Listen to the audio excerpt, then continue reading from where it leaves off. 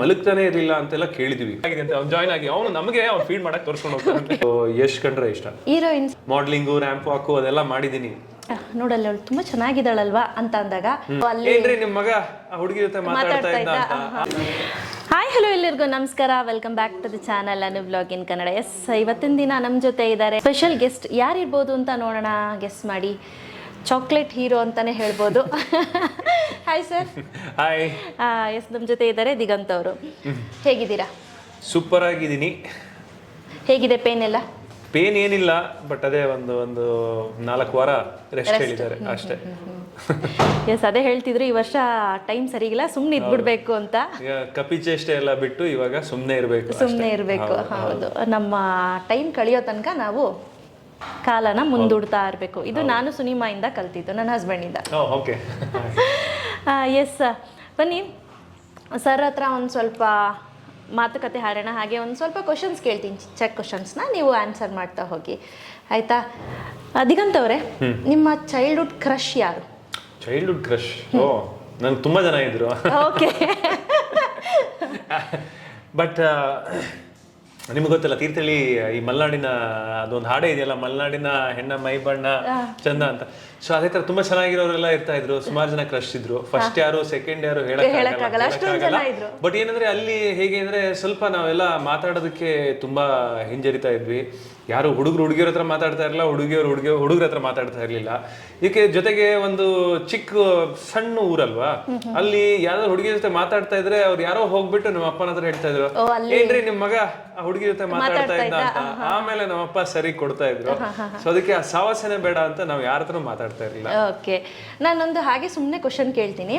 ಈಗ at present ನಿಮ್ಮ wife Aindrita Rai ಇಬ್ರು ಜೊತೆಲಿ ಹೋಗ್ತಿರ್ತೀರಾ, ಯಾರಾದ್ರೂ ಹುಡುಗಿ ನೋಡ್ಬಿಟ್ಟು ಹೇ ನೋಡಲ್ಲ ಅವಳು ತುಂಬಾ ಚೆನ್ನಾಗಿದ್ದಾಳಲ್ವಾ ಅಂತ ಅಂದಾಗ ನಿಮ್ಮ ವೈಫ್ಗೆ ಹೊಟ್ಟೆ ಉರಿಯತ್ತಾ, ಕೋಪ ಬರುತ್ತಾ, ಹೇಗಿರುತ್ತೆ ಅವ್ರ ರಿಯಾಕ್ಷನ್? ಓ, ಇದು ನಿನ್ ಟೇಸ್ಟಾ, ಇದಾ ನಿನ್ ಟೇಸ್ಟು ಅಂತಾರೆ. ನಾನು ಇದು ನಿನ್ ಟೇಸ್ಟ್, ನಾನು ಎಲ್ಲಿ ಯಾರು ಹೇಳ್ತಿದ್ದಾರೆ ಅಂತ ಯೋಚನೆ ಮಾಡ್ತಾ ಇದ್ದೀನಿ. ಓಕೆ.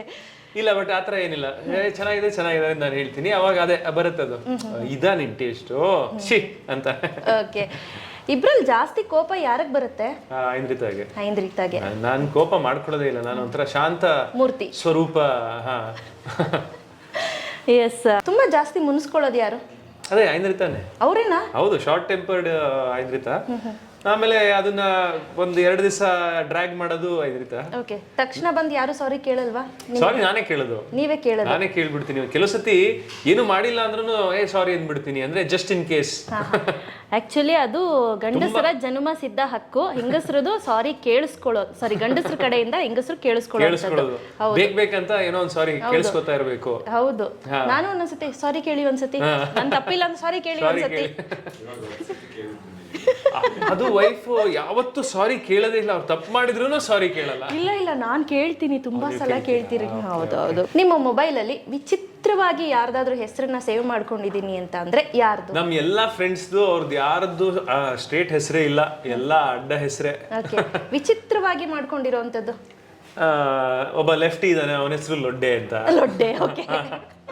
ಸೊ ಈ ತರ ಯಾರದ್ದು ಸ್ಟ್ರೇಟ್ ಹೆಸರಿಲ್ಲ. ಇನ್ನೊಬ್ಬ ದಪ್ಪ ಇದ್ದಾನೆ, ಅದು ಹೇಳಕ್ಕಾಗಲ್ಲ, ಎಫ್ ಅಂತ. ಓಕೆ. ಈ ಮೂವಿ ಬಗ್ಗೆ ನಿಮ್ಮ ಅನಿಸಿಕೆ, ಅಭಿಪ್ರಾಯ ಏನ್ ಸರ್? ಈ ಮೂವಿ ನೀವು ಅದೇ ಟೈಟಲ್ ಕೇಳಿದಾಗಲೇ ನಿಮ್ಗೆ ಒಂದು ಅಂದಾಜು ಆಗುತ್ತೆ. Senior Thimmaiah and junior Thimmaiah ಅವರಿಬ್ಬರ ಕತೆ ಅಂತ. ತಾತ ಮೊಮ್ಮಗನ ಕತೆ. ತಾತನ ಪಾತ್ರ ಅನಂತ್ ನಾಗ್ ಅವರು ಮಾಡ್ತಾ ಇದ್ದಾರೆ, ನಾನು ಮೊಮ್ಮಗನ ಪಾತ್ರ. ಸೊ ಇದೇನಂತ, ಒಂದು ತಾತ ಮೊಮ್ಮಗಂಗೆ ಒಬ್ರಿಗೊಬ್ರು ಕಂಡ್ರೆ ಆಗಲ್ಲ, ಅಜಗಜಾಂತರ ವ್ಯತ್ಯಾಸ. ಒಂದು ನಾರ್ತ್ ಪೋಲ್ ಆದ್ರೆ ಇನ್ನೊಂದು ಸೌತ್ ಪೋಲು, ಹಾವು ಮುಂಗ್ಸಿ ತರ. ಬಟ್ ಒಂದು ಸನ್ನಿವೇಶದಲ್ಲಿ ಇಬ್ರು ಜೊತೆಗೆ ಇರ್ಬೇಕಾಗಿ ಬರುತ್ತೆ. ಅಲ್ಲಿಂದ ಮೂವಿ ಸ್ಟಾರ್ಟ್ ಆಗುತ್ತೆ, ಅಲ್ಲಿಂದ ಏನಾಗುತ್ತೆ ಅನ್ನೋದೇ ಈ ಸಿನಿಮಾ. ಸೊ ತುಂಬಾ ಚೆನ್ನಾಗಿ ಸಂಜಯ್ ಶರ್ಮಾ ನಮ್ಮ ನಿರ್ದೇಶಕರು, ಆಮೇಲೆ ಈ ಸ್ಟೋರಿನ ಬರೆದವರು ತುಂಬ ಚೆನ್ನಾಗಿ ಹೇಳಿದ್ದಾರೆ, ಪಾತ್ರಗಳನ್ನ ತುಂಬ ಚೆನ್ನಾಗಿ ಹೇಳಿದ್ದಾರೆ. ಇದರಲ್ಲಿ ಅನಂತ್ನಾಗ್ ಅವರ ಪಾತ್ರ ನೀವು ಅವ್ರ ಬಾಯಿಂದನೇ ಕೇಳಬೇಕು. ಅವರೆಲ್ಲ ನಿಮಗೆ ಇಂಟರ್ವ್ಯೂ ಸಿಕ್ಕಿದ್ರೆ ಅವ್ರ ಬಾಯಿಂದನೇ ಕೇಳಿ, ಯಾಕೆಂದ್ರೆ ಅವ್ರು ನಮ್ಮ ಹತ್ರ ಹೇಳಿದ್ದು ಅವರ ಹಾರ್ಟಿಗೆ ತುಂಬಾ ಹತ್ತಿರವಾದ ಸಿನಿಮಾ ಇದು ತಿಮ್ಮಯ್ಯ ಅಂಡ್ ತಿಮ್ಮಯ್ಯ. ಅಂದ್ರೆ ಅವ್ರು ಇಷ್ಟು ವರ್ಷ ಕರಿಯರಲ್ಲಿ ಹೇಳ್ತಾ ಇರೋದು, ಯಾಕೆಂದ್ರೆ ಒಂದು 50 ವರ್ಷ ಅವರು ಎಕ್ಸ್ಪೀರಿಯನ್ಸ್ ಇದೆ, ಎಷ್ಟೋ ಹಿಟ್ ಸಿನಿಮಾಗಳನ್ನು ಕೊಟ್ಟಿದ್ದಾರೆ. ಅವರ ಬಾಯಿಂದನೇ ಕೇಳಬೇಕು, ಅವರಿಗೆ ತುಂಬಾ ಹತ್ತಿರವಾದ ಸಿನಿಮಾ ಅಂತ. ಇನ್ನೊಂದು ಹೇಳಬೇಕಿತ್ತು, ನೀವು ಮತ್ತೆ ಅನಂತ್ ನಾಗ್ ಸರ್ ಸುಮಾರು ಮೂವೀಸ್ ಜೊತೆಲೇ ಮಾಡಿದಿರಲ್ಲ. ಹೌದು, ತುಂಬಾ ಒಳ್ಳೆ ಕಾಂಬಿನೇಷನ್ ಅಂತ ಹೇಳ್ಬೋದು. ಮುಂಗಾರು ಮಳೆಯಲ್ಲಿ ನಂದು ಚಿಕ್ಕ ಪಾತ್ರ ಇತ್ತು, ಬಟ್ ಅವ್ರ ಜೊತೆನೆ ಜಾಸ್ತಿ ಇತ್ತು. ಗಾಳಿಪಟ, ಆಮೇಲೆ ಪಂಚರಂಗಿ, ಗಾಳಿಪಟ 2, ಆಮೇಲೆ ಇವಾಗ ತಿಮ್ಮಯ್ಯ ಅಂಡ್ ತಿಮ್ಮಯ್ಯ. ಸೊ ನಾವು ಮಾಡಿದೆಲ್ಲ ಅಂದ್ರೆ ತಕ್ಕ ಮಟ್ಟಿಗೆ ವರ್ಕೌಟ್ ಆಗಿದೆ. ಸೊ ಹಾಗೆ ಇದು ಆಗತ್ತೆ ಅನ್ನೋದನ್ನ ನಾನು ನಂಬಿದೀನಿ, ಭಾವಿಸಿದೀನಿ. ಎಸ್, ಆಗ್ಲಿ, ದೇವ್ರು ಒಳ್ಳೇದ್ ಮಾಡ್ಲಿ. ಇನ್ನಷ್ಟು ಹೊಸ ಹೊಸ ಪ್ರಾಜೆಕ್ಟ್ಗಳು ಸಿಗ್ಲಿ ಅಂತ ಆಶಿಸ್ತೀನಿ. ಖಂಡಿತ. ಯಾಕೆಂದ್ರೆ ಈಗ ಈ ತರ ಒಂದು ಒಳ್ಳೆ, ಈಗ ಸಂಜಯ್ ಅವ್ರದ್ದು ಮೊದಲನೇ ಸಿನಿಮಾ, ಬಟ್ ಏನಂದ್ರೆ ಈ ಸಿನಿಮಾ ಚೆನ್ನಾಗಿ ಗೆದ್ರೆ ಅವ್ರು ಇನ್ನ ಒಳ್ಳೊಳ್ಳೆ ಸಿನಿಮಾಗಳನ್ನ ಕೊಡ್ತಾರೆ. ಸೊ ಹಾಗಾಗಿ ಒಂದು ನಮ್ಮ ಕನ್ನಡ ಚಿತ್ರರಂಗಕ್ಕೆ ಇವಾಗಂತೂ ನಿಮ್ಗೆಲ್ಲ ಗೊತ್ತು, ಒಂದು ಗೋಲ್ಡನ್ ಎರಾ ಅಂತಾನೆ ಹೇಳ್ಬೋದು. ಕಾಂತಾರ, ಆಮೇಲೆ KGF ಎಲ್ಲ ಒಳ್ಳೊಳ್ಳೆ ಸಿನಿಮಾಗಳು ಬಂದಿದೆ, ಶಾರ್ಲಿ 777. ಸೊ ಅದೇ ಸಾಲಿನಲ್ಲಿ ನಮ್ಮ ಸಿನಿಮಾನು ಸೇರಿದ್ರೆ ಇನ್ನ ಒಂದಷ್ಟು ಜನ ಹೊಸ ಡೈರೆಕ್ಟರ್, ನಿರ್ದೇಶಕರು, ಹೊಸ ಸಬ್ಜೆಕ್ಟ್ಗಳು ನಿಮಗೆ ನೋಡೋದಕ್ಕೆ ಸಿಗುತ್ತೆ. ಹಾಗೆ ಒಂದು ಚಿತ್ರರಂಗ ಬೆಳೆಯೋದು. ಖಂಡಿತ. ಐಂದ್ರಿತ್ ಅವ್ರು ಅದೇ ಹೇಳ್ತಿದ್ರು, ಈ ಮೂವಿನಲ್ಲಿ ಅಳೋದಾಗಿರ್ಬೋದು, ಖುಷಿ ಪಡೋದಾಗಿರ್ಬೋದು, ಎಲ್ಲವೂ ಇದೆ. ಟೋಟಲ್ ಎಲ್ಲ ಇದರಲ್ಲಿ ಕಂಟೆಂಟ್ ಇದೆ, ಡೆಫಿನೆಟ್ಲಿ ನೋಡಿ ಅಂತ ಅದೇ ಹೇಳ್ತಿದ್ರು. ಮತ್ತೆ ಒಂದೆರಡು ಪರ್ಸನಲ್ ಕ್ವಶನ್ಸ್ ಕೇಳಬೇಕು. ಕೇಳಿ. ಇನ್ ಕೇಸ್ ನಿಮ್ಗೆ ಏನಾದ್ರು ಲಾಟ್ರಿ ಹೊಡಿತು ಅಂತ ಅಂದ್ರೆ, ಒಂದು 100 ಕೋಟಿ ಲಾಟ್ರಿ ಬಂತು, 100 ಕೋಟಿ ಏನ್ ಮಾಡ್ಬೇಕು ಅಂತ ಅನ್ಕೊಂತೀರಾ? 100 ಕೋಟಿ ಲಾಟ್ರಿ ಹೊಡೆದ್ರೆ ನಾನೇನಂದ್ರೆ ಅದೆಲ್ಲ ಚಿತ್ರರಂಗಕ್ಕೆ ನಾನು ವಾಪಸ್ ಹಾಕ್ತೀನಿ. ಅಂದ್ರೆ ಒಳ್ಳೆ ಪ್ರೊಡಕ್ಷನ್ ಮಾಡಿ ಒಂದಷ್ಟು ಹೊಸಬರಿಗೆ ಅವಕಾಶ ಕೊಟ್ಟು ಹೊಸ ಮೂವೀಸ್ ನ ಪ್ರೋತ್ಸಾಹ ನೀಡಿ ಆ ತರ ಬೆಳೆಸಬೇಕು ಅನ್ನೋದು ಆಸೆ. ಯಾಕೆಂದ್ರೆ ನನಗೆ ಚಿತ್ರರಂಗ ಇಷ್ಟು ಕೊಟ್ಟಿದೆ, ನಾನು ಏನೇ ಗಳಿಸಿದ್ರು ಅದನ್ನ ವಾಪಸ್ ಚಿತ್ರರಂಗಕ್ಕೆ ಕೊಡಬೇಕು ಅನ್ನೋದು ಆಸೆ. ಓಕೆ ಸರ್, ನೀವು ಐಂದ್ರಿತಾ ಅವರು, ಶುಭ್ರ ಅಯ್ಯಪ್ಪ ಅವರು, 3 ಜನ ಒಟ್ಟಿಗೆ ಮೂವಿ ಮಾಡಿದ್ರಿ, ಅದರಲ್ಲೂ ಹೆಂಡತಿ ಜೊತೆ ಮೂವಿ ಮಾಡಿದ್ದೀರಾ. ನಿಮ್ಗೆ ಎಕ್ಸ್ಪೀರಿಯನ್ಸ್ ಹೇಗಿದೆ? ಹೆಂಡತಿ ಜೊತೆ ಇದು ನನ್ನ 4ನೇ ಸಿನಿಮಾ. ನಾನು ಮನಸಾರೆ ಫಸ್ಟ್ ಮಾಡಿದ್ವಿ, ಆಮೇಲೆ ಪಾರಿಜಾತ ಮಾಡಿದ್ವಿ, ಕ್ಷಮಿಸಿ ನಿಮ್ಮ ಖಾತೆಯಲ್ಲಿ ಹಣ ಇಲ್ಲ ಅಂತ ಒಂದು ರೀಸೆಂಟ್ ಆಗಿ ಅದೊಂದು ಮಾಡಿದ್ವಿ, ಈಗ ತಿಮ್ಮಯ್ಯ ಅಂಡ್ ತಿಮ್ಮಯ್ಯ. ಸೊ ಇದರೆಲ್ಲದರಲ್ಲೂ ನನಗೆ ಎಕ್ಸ್ಪೀರಿಯನ್ಸ್ ತುಂಬಾನೇ ಚೆನ್ನಾಗಿತ್ತು. ಯಾಕೆಂದ್ರೆ ಎಲ್ಲ ಸಬ್ಜೆಕ್ಟ್ ಚೆನ್ನಾಗಿತ್ತು. ಇವಾಗ ಕ್ಷಮಿಸಿ ನಿಮ್ಮ ಖಾತೆಯಲ್ಲಿ ಹಣ ಇಲ್ಲ ಆ ಸಿನಿಮಾ ಥಿಯೇಟರ್ನಲ್ಲಿ ಓಡದೇ ಇರ್ಬೋದು, ಬಟ್ OTT ರಿಲೀಸ್ ಆದ್ಮೇಲೆ ಸಾಕಷ್ಟು ಜನ ನೋಡಿ ತುಂಬಾ ಚೆನ್ನಾಗಿದೆ ಮೂವಿ, ನಾವು ಥಿಯೇಟರ್ ಮಿಸ್ ಮಾಡ್ಕೊಂಡ್ವಿ ಅಂತ ಹೇಳಿದ್ರು. ಸೊ ಅದಕ್ಕೆ ನಾನು ಐಂದ್ರಿತಾ ಮಾಡಿದ್ರೆ ನಾವು ಮುಂಚೆನೆ ಡಿಸೈಡ್ ಮಾಡಿದ್ವಿ, ಒಳ್ಳೆ ಸಬ್ಜೆಕ್ಟ್ ಇದ್ರೆ ಮಾತ್ರ ಜೊತೆಗೆ ಮಾಡೋಣ, ಇಲ್ಲಾಂದ್ರೆ ನಮ್ಗೆ ಸುಮಾರು ಸ್ಕ್ರಿಪ್ಟ್ ಬರುತ್ತೆ, ನೀವು ಮೇಡಮ್ ಮಾಡಿದ್ರೆ ಚೆನ್ನಾಗಿರುತ್ತೆ, ಅದು ಇದು ಎಲ್ಲ ಸುಮಾರು ಜನ ಬರ್ತಾರೆ, ಬಟ್ ಸೆಲೆಕ್ಟ್ ಮಾಡೋದು ಈ ತರದ್ದು ಒಂದು ಒಳ್ಳೆ ಸಿನಿಮಾ. ಅದು ನಾಳೆ ನಾವು ಗೆದ್ದೇ ಬಿಡುತ್ತೆ, ಸಿನಿಮಾ ಸಕ್ಸಸ್ ಆಗುತ್ತೆ ಅಂತ ನಾವು ಮಾಡಲ್ಲ, ಬಟ್ ಒಂದು ಒಳ್ಳೆ ಸಿನಿಮಾ ಮಾಡೋಣ ಜೊತೆಗೆ. ಮುಂದೊಂದು ದಿನ ನಾವು ನೋಡಿದಾಗ ಈ ತರ ಮೂವಿ ಮಾಡಿದ್ವಿ. ಖಂಡಿತ ಆ ತರ ನನಗೊಂದು, ನಾವಿಬ್ರು ಮಾಡಿದ್ರೆ ಆ ತರ ಸಿನಿಮಾ ಇರಬೇಕು ಅಂತ ನಾವು ಮುಂಚೆನೆ ಮಾತಾಡ್ಕೊಂಡಿದ್ವಿ.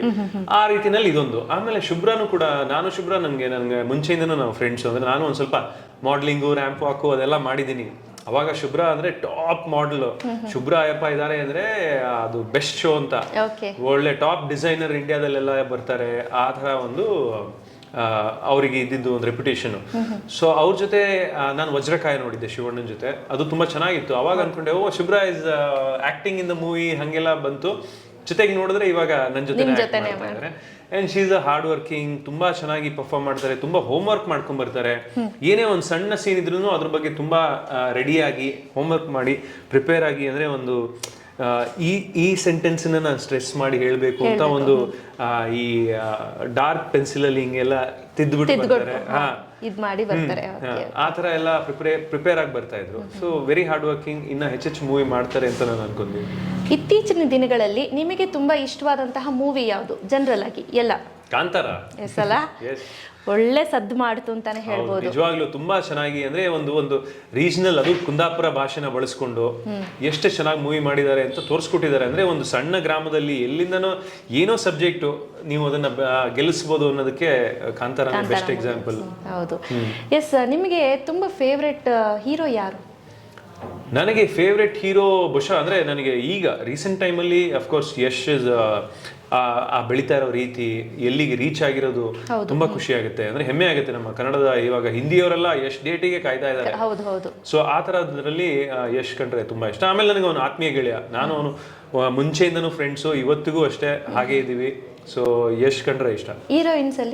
ಹೀರೋಯಿನ್ಸ್ ಅಲ್ಲಿ ಅಫ್ಕೋರ್ಸ್ ಐಂದ್ರಿತಾರೆ ಅಂತಾನೆ ಹೇಳ್ಬೇಕಲ್ಲಪ್ಪ. ಯಾಕೆ? ಇಲ್ಲ, ಈಗ ಹೀರೋಯಿನ್ಸ್ ಅಲ್ಲಿ ಅಫ್ಕೋರ್ಸ್ ರಶ್ಮಿಕಾ ಮಂಡನ, ನಮ್ಮ ಕನ್ನಡದ ಕೊಡಗಿನ ಬೆಡಗಿ, ಇವಾಗ ಎಲ್ಲಾ ಕಡೆ ಪಾಪ್ಯುಲರ್ ಆಗ್ತಾ ಇದಾರೆ. ಅಂಡ್ ಒಳ್ಳೊಳ್ಳೆ ಸೆಲೆಕ್ಷನ್ ಆಫ್ ಮೂವೀಸ್ ಇದೆಯಲ್ಲ, ತುಂಬಾ ಚೆನ್ನಾಗಿದೆ. ಈ ಕಡೆ ಪುಷ್ಪ ಮಾಡ್ತಾ ಇದಾರೆ, ಅಲ್ಲಿ ಅಮಿತಾಬ್ ಬಚ್ಚನ್ ಜೊತೆ ಇನ್ನೊಂದು ಸಿನಿಮಾ ಮಾಡ್ತಾ ಇದಾರೆ, ಹೀಗೆ ಒಳ್ಳೊಳ್ಳೆ ಸಿನಿಮಾನ ಮಾಡ್ತಾ ಇದಾರೆ. ನಿಮಗೆ ಈ ತಿಮ್ಮಯ್ಯದಲ್ಲಿ ಮರೆಯಕ್ಕಾಗದಿರೋಂಥ ಇನ್ಸಿಡೆಂಟ್ ಯಾವುದಾದ್ರೂ ನಡೀತಾ ಮೂವಿನಲ್ಲಿ? ಮರೆಯಕ್ಕಾಗದೇ ಇರೋ ಇನ್ಸಿಡೆಂಟ್ ಅಂದರೆ ಅಲ್ಲಿ ನಾವು ಕುಣಿಗಲಲ್ಲಿ ಒಂದು ಸ್ಟಡ್ ಫಾರ್ಮಲ್ಲಿ ನಾವು ಶೂಟಿಂಗ್ ಮಾಡ್ತಾ ಇದೀವಿ ಆಯ್ತಾ. ಅಲ್ಲಿ ಸ್ಟಡ್ ಫಾರ್ಮಲ್ಲಿ ಈ ಕುದುರೆಗಳನ್ನ ಬ್ರೀಡಿಂಗು ಅದು ಇದು ಎಲ್ಲ ನಡೀತಾ ಇರುತ್ತೆ. ಆಮೇಲೆ ಒಂದೊಂದು ಎಕರೆ ಜಾಗದಲ್ಲಿ ಒಂದೊಂದು ಡಿಫ್ರೆಂಟ್ ಬ್ರೀಡ್ ಆಫ್ ಹಾರ್ಸ್ನ ಅಲ್ಲಿ ಇಟ್ಟಿರ್ತಾರೆ. ಸೊ ಅಲ್ಲೊಬ್ಬ ಕೇರ್ ಟೇಕರ್ ಬಂದ, ಅವನು ಸ್ಟೈಲ್ ಆಗಿ ಬನ್ನಿ ಸರ್ ಕುದುರೆ ಎಲ್ಲ ತೋರಿಸ್ತೀನಿ ಅಂತೆಲ್ಲ ಹೇಳ್ದ. ಕುದುರೆ ತೋರಿಸ್ತಾ ಇದ್ದಾನೆ, ಅದೆಲ್ಲ ಒಂದೊಂದು 7 ಅಡಿ ಎಲ್ಲ ಇದೆ. ಅದು ಅಂದ್ರೆ ಹಿಂಗ್ ನೋಡಿದ್ರೆ ಭಯ ಆಗುತ್ತೆ. ಅದು ಹಿಂಗ್ ಉಸಿರು ಬಿಟ್ರೆ ದರ್ರ ಅಂತ ಏನೋ ಸೌಂಡ್ ಬರುತ್ತೆ, ಓಡೋಗೋಣ ಅನ್ಸುತ್ತೆ ಆಯ್ತಾ. ಅವನು ಕೇರ್ ಟೇಕರ್ ಇದಾನಲ್ಲಪ್ಪ ಅಂತ ಧೈರ್ಯದಲ್ಲಿ ಹೋದ್ವಿ. ಅವನು ಸರ್ ಫೀಡ್ ಮಾಡ್ತೀರಾ ಅಂದ. ನಾನು ಅದು ಹಿಂಗ್ ಹಿಂಗ್ ಹಿಂಗ್ಕೊಂಡು ಫೀಡ್ ಮಾಡ್ಬೇಕು ಅದಕ್ಕೆ ಆಯ್ತಾ. ನಮ್ಗೆ ಸರಿ ನೀನ್ ಮಾಡಿ ತೋರಿಸು ಹೆಂಗ್ ಮಾಡ್ಬೇಕು ಅಂತ ಹೇಳಿದ್ವಿ ಆಯ್ತಾ. ಅವನು ಆ ಹುಲ್ಗಿಲ್ಲೆಲ್ಲ ತಗೊಂಡು, ಅದಕ್ಕೆ ಬೇರೆ ಏನೋ ಹುಲ್ಲಿದೆ, ಆ ಹುಲ್ ತಗೊಂಡ ಎಲ್ಲ ಹಿಂಗ್ ಕೊಡ್ತಾ ಇದ್ದಾನೆ, ನೋಡಿ ಹಿಂಗೆ ಮಾಡೋದು ಅಂದ. ಅದು ಅವನ ಕೈ ಕಚ್ಬಿಡ್ತು. ನಾನು ಎದ್ದು ಓಡಿದ್ವಿ ಆಯ್ತಾ. ಅವನು ಆಮೇಲೆ ಹೇಳ್ತಾನೆ 1 ತಿಂಗಳಾಗಿದೆ ಅಂತ ಅವ್ನು ಜಾಯ್ನ್ ಆಗಿ. ಅವನು ನಮಗೆ ಅವ್ನು ಫೀಡ್ ಮಾಡಕ್ ತೋರಿಸ್ಕೊಂಡು ಹೋಗ್ತಾನಂತೆ. ಸೊ ಇದನ್ನ ಮರೆಯೋದಕ್ಕಾಗಲ್ಲ. ಅವನ ಆ ಕಾನ್ಫಿಡೆನ್ಸ್ ಹೆಂಗಿತ್ತು ಅಂದ್ರೆ, ಬನ್ನಿ ಸರ್ ಎಲ್ಲ ತೋರಿಸ್ತೀನಿ ಅಂದ್ಬಿಟ್ಟು ಕಚ್ಕೊಂಡ್ ಬಂದ. Yes sir. ತುಂಬಾ ಬೇಜಾರಾಗಿರುವಂತಹ ಸಂಗತಿ ಯಾವ್ದಾದ್ರು? ಬೇಜಾರಾಗಿರೋ ಸಂಗತಿ ಅಂದ್ರೆ ಅನಂತ್ನಾಗ್ ಸರ್ ಅವ್ರದ್ದು. ನಾವು ಯೂಶಲಿ ಅನಂತ್ನಾಗ್ ಸರ್ ಇದ್ರೆ ನಾವು ಅವ್ರದ್ದು ಶಂಕರ್ನಾಗ್ ಸರ್ ಬಗ್ಗೆ ಕೇಳ್ತೀವಿ. ಎಲ್ಲ ಆಕ್ಟರು ಅದೇ ಮಾಡೋದು. ಏನೋ ಅವ್ರದ್ದು ಹೀಗಿತ್ತು ಅಂದ್ರೆ ಏನೋ ಸ್ಟೋರಿ ನಾವು ಶಂಕರ್ನಾಗ್ ಅವ್ರ ಬಗ್ಗೆ ಕೇಳಿದೀವಲ್ಲ, ಅದೆಲ್ಲ ನಿಜನಾ ಅಂದ್ರೆ, ಅವರು ಶೂಟಿಂಗ್ ಸೆಟ್ ಅಲ್ಲಿ ಕಾರ್ ಈಗ ಏನಾದ್ರು ಬರ್ಲಿಲ್ಲ ಅಂದ್ರೆ ಅಲ್ಲಿ ಯಾವ್ದಾದ್ರು ಸೈಕಲ್ ಇದ್ರೆ ಸೈಕಲ್ ತಗೊಂಡು ಹೋಗೋರಂತೆ ಬೇರೆ ಸೆಟ್ಟಿಗೆ. ಆಮೇಲೆ ಅಲ್ಲಿ ಶೂಟಿಂಗ್ ಮುಗಿಸಿ ರಾತ್ರಿ ಬಂದು ನಾಟಕ ರಿಹರ್ಸಲ್ ಮಾಡೋರಂತೆ. ಬೆಳಿಗ್ಗೆ 4 ಗಂಟೆ ತನಕ ರಿಹರ್ಸಲ್ ಮಾಡಿ ಮತ್ತೆ 6 ಗಂಟೆಗೆ ಶೂಟಿಂಗ್ ಲೊಕೇಶನ್ ಇರೋರಂತೆ. ಅಂದ್ರೆ ಮಲಗ್ತಾನೆ ಇರಲಿಲ್ಲ ಅಂತೆಲ್ಲ ಕೇಳಿದ್ವಿ. ಇದನ್ನೆಲ್ಲ ನಾವು ಕೇಳ್ತಾ ಇದ್ವಿ, ಅಂದ್ರೆ ಕೆದಕ್ತಾ ಇದ್ವಿ. ಈಗ ಹೌದಾ, ಮಾಲ್ಗುಡಿ ಡೇಸ್ ಹೆಂಗ್ ಮಾಡಿದ್ರು ಆ ಟೈಮಲ್ಲಿ, ಹಿಂದಿ ಸೀರೀಸ್ ಮಾಡಿದ್ರು, ಈ ತರದ್ದೆಲ್ಲ. ಅವಾಗ ಅವ್ರು ಹೇಳಿದ್ರು ಅಂದ್ರೆ ಶಂಕರಂಗ್ ಇವಾಗ ಎಷ್ಟು, ಈಗ ಯಾವ ಏಜಿಗೆ ಅವ್ರು ತಿರೋದ್ರಲ್ಲ, ಇವಾಗ ನನಗೆ ಎಕ್ಸಾಕ್ಟ್ಲಿ ಅವ್ರದ್ದು ಡಬಲ್ ವಯಸ್ಸು. ಅವಾಗ 37ಕ್ಕೆ ಶಂಕರ್ ಹೋಗಿದ್ದು, ಇವಾಗ ನನಗೆ ಅವ್ನು ಎಕ್ಸಾಕ್ಟ್ಲಿ ಡಬಲ್ ಏಜು. ಅಂದ್ರೆ ಅವನ ಆಯಸ್ಸೆಲ್ಲ ನನಗೆ ಕೊಟ್ಬಿಟ್ಟು ಅವ್ನು ಹೋಗಿದ್ದಾನೆ ಅಂತ ಹೇಳಿದ್ರು. ಅವಾಗ ನಿಜವಾಗ್ಲೂ ತುಂಬಾ ಫೀಲ್ ಆಗೋಯ್ತು. ಯಾಕೆಂದ್ರೆ ಹೇಳಿದ್ರು ನಾನು ಹೋಗ್ಬೇಕಾಗಿತ್ತು, ಬಟ್ ಶಂಕರ ಅವನು ಆ ಎಷ್ಟು ವರ್ಷದಲ್ಲಿ ಅವನು ಅದಕ್ಕಿಂತ ಡಬಲ್ ಬದುಕ್ಬಿಟ್ಟು ಹೋಗಿದ್ದಾನೆ ಅಂತ. ಅಂದ್ರೆ 2 ಕೆಲಸ ಮಾಡೋರು, ಮಲಗ್ತಾ ಇರ್ಲಿಲ್ಲ, ಅಷ್ಟು ಶ್ರಮ ಪಡೋರು, ಆ ತರ ಹೇಳಿದಾಗ ಬೇಜಾರಾಯ್ತು. ತುಂಬಾ ಒಂಥರ ಮನಸ್ಸಿಗೆ ಕಿವುಚ್ದಂಗಾಗುತ್ತೆ. ಹೌದು ಸರ್, ತಿಮ್ಮಯ್ಯ ಮೂವಿನಲ್ಲಿ ವೀಕ್ಷಕರಿಗೆ ಏನು ಮೆಸೇಜನ್ನು ಕೊಡಲಾಗುತ್ತೆ? ಇದರಲ್ಲಿ ಅಂದರೆ ಮೆಸೇಜ್ ಅಂತ ನಾವೇನು ವಿಶೇಷವಾಗಿ ಏನು ಇದರಲ್ಲಿ ಹೇಳೋದಕ್ಕೆ ಹೋಗಿಲ್ಲ. ಬಟ್ ಒಂದು ಒಳ್ಳೆ ಸಿನಿಮಾ. ಅಂದರೆ ನನ್ನ ಅನಂತ್ನಾಗ್ ಸರ್ ಕಾಂಬಿನೇಷನ್ ಇದೆ, ಐಂದ್ರಿತಾ ನಾನು ಇದ್ದೀವಿ, ಶುಭ್ರಾಯಪ್ಪ ಇದ್ದಾರೆ, ಜಾರ್ಡ್ ಇಂಡಿಯನ್ ಖ್ಯಾತಿಯ ವಿನೀತ್ ಇದ್ದಾರೆ, ಆಮೇಲೆ ನಮ್ಮ ಪ್ರಕಾಶ್ ತುಂಬಿನಾಡಿದ್ದಾರೆ. ಸೊ ಈ ಥರ ಒಂದಷ್ಟು ಕ್ಯಾರೆಕ್ಟರ್ಗಳು, ಪಾತ್ರಗಳು ತುಂಬ ಚೆನ್ನಾಗಿ, ಅಂದರೆ ನೀವು ಕತೆ ಮೂವಿ ಸ್ಟಾರ್ಟ್ ಆದಾಗಿಂದ ಕತೆ ಒಳಗೆ ನೀವು ಒಂದು ಭಾಗಿಯಾಗಿ ಆ ಒಂದು ಜರ್ನಿಲಿ ನೀವು ಭಾಗಿಯಾಗ್ತೀರಾ, ತಿಮ್ಮಯ್ಯ ಜರ್ನಿಲಿ. ಸೊ ಅದು ಹೇಳೋದು ಬಲ್ಲೆ. ಆಮೇಲೆ ನಮ್ಮ ಅನೂಪ್ ಸಿರಿಂಗ್ ಅವ್ರ ಮ್ಯೂಸಿಕ್ ಇದೆ, ಜಯಂತ್ ಕಾಯ್ಕಿಣಿ ಅವ್ರ ಸಾಹಿತ್ಯ ಇದೆ. ಸೊ ಎಲ್ಲದು ಓವರ್ ಆಲ್ ಒಂದು ಕಂಪ್ಲೀಟ್ ಪ್ಯಾಕೇಜ್ ಅಂತ ಹೇಳ್ಬೋದು. ಸೊ ನಿಮಗೆ ಎಲ್ಲರಿಗೂ ಇಷ್ಟ ಆಗುತ್ತೆ ಅಂತ ನಾನು ಅಂದ್ಕೊಂಡಿದ್ದೀನಿ. ದಯವಿಟ್ಟು ಥಿಯೇಟ್ರಿಗೆ ಬಂದು ನಮ್ಮ ಸಿನಿಮಾನ ನೋಡಿ. ಎಸ್ ಸರ್, ಖಂಡಿತ. ಆಲ್ ದ ಬೆಸ್ಟ್ ಅಂತ ಹೇಳ್ತಾ ಹೀಗೆ ಹೊಸ ಮೂವೀಸ್ ಸಿಗಲಿ ಸರ್. Thank you.